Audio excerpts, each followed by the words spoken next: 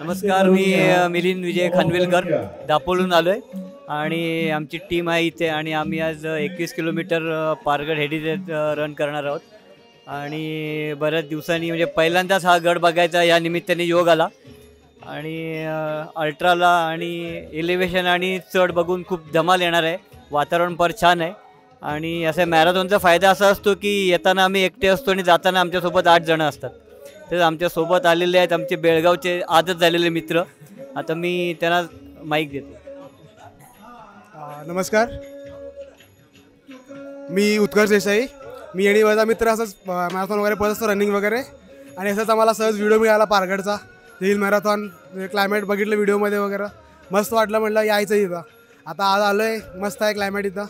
आणि मॅरेथॉन असं आहे ना, हिल मॅरेथॉन आहे इथं. म्हटलं की हिलला एलिव्हेशन वगैरेचं सरांनी बोलले ते जर आज एक्सपिरियन्स फर्स्ट टाईम असेल आम्हाला, मजा येईल आम्हाला. आणि बाकी इथं सुविधा वगैरे बोललं की तर राहायची सुविधा वगैरे मस्त केलेली आहे. जेवण पण मतलब चांगलं आहे आणि क्लायमेट पण मस्त आहे.